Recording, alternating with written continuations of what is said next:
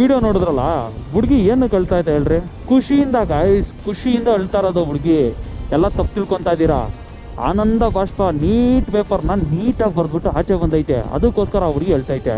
ಇಲ್ಲಿ ನೋಡ್ರಿ, ಅವರಪ್ಪ ಏನು ಕಳ್ತಾರ ಅವರು ಅಂದ್ಕೊಂಡಿದ್ದೀರಾ? ಹುಡುಗಿರಪ್ಪ ಏನಕ್ಕೆ ಹೇಳಿ? ಖುಷಿಯಿಂದ ಗಾಯ್ಸ್, ನನ್ನ ಮಗಳು ನೀಟ್ ಪೇಪರ್ನ ನೀಟಾಗಿ ಬರೆದ್ಬಿಟ್ಟು ಬಂದಿದೆ ಅನ್ನೋ ಕಾರಣಕ್ಕೆ ಅವರಪ್ಪ ಖುಷಿನ ಸೆಲೆಬ್ರೇಟ್ ಮಾಡ್ತವ್ರೆ. ಆ ಥರ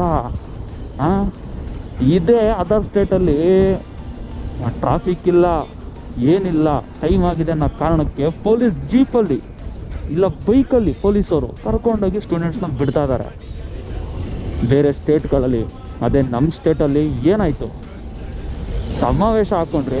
ಇದ್ರ ಬಗ್ಗೆ ನಾನು ಮಾತಾಡೋದು ಬೇಡ, ನಿಮ್ಗೆ ಆಲ್ರೆಡಿ ಗೊತ್ತಿರುತ್ತೆ. ಸುಮಾರು ಜನ ಕಂಟೆಂಟ್ ಕ್ರಿಯೇಟರ್ಸ್ ಇದ್ರ ಬಗ್ಗೆ ಮಾತಾಡಿ ನಿಮ್ಮ ಬಗ್ಗೆ ಚೆನ್ನಾಗಿ ಹೇಳಿದ್ದಾರೆ, ತುಂಬ ಚೆನ್ನಾಗಿ ಹೇಳಿದ್ದಾರೆ. ಎಲ್ಲರಿಗೂ ಅರ್ಥ ಆಗಿದೆ ಯಾವ ಪಕ್ಷ ಏನು ಕತೆ ಏನೇನು ನಡೆಸ್ತಿದೆ ಅಂತ. ಇಲ್ಲಿರೋ ಸ್ಟೂಡೆಂಟ್ಸ್ಗಳು ಯಾರು ನಿಮ್ಮ ಹತ್ರ ಬಸ್ ಕೇಳಲಿಲ್ಲ ಸ್ವಾಮಿ, ನಮ್ಗೋಕೆ ದಾರಿ ಮಾಡ್ಕೊಡಿ ಅಂತ ಅಷ್ಟೇ ಕೇಳಿದ್ದು. ದಾರಿ ಸಿಕ್ಕಲಿಲ್ಲ. 2 ನಿಮಿಷ ಲೇಟ್ ಆಗಿರೋದಕ್ಕೆ ಹುಡುಗಿರು ಇವತ್ತು ಅಳ್ತಾ ಇದ್ದಾರೆ. ನಾನು 2 ಮಿನಿಟ್ಸ್ ಅಷ್ಟೇ ಸರ್ ಲೇಟ್ ಆಗಿದ್ದು. 3 ಜನ ವೇಟ್ ಮಾಡಿದ್ವಿ, ಎಲ್ಲರೂ ಕೇಳ್ಕೊಂಡು ಅವ್ರು ಯಾರು ಬರ್ಲಿಲ್ಲ ಸರ್.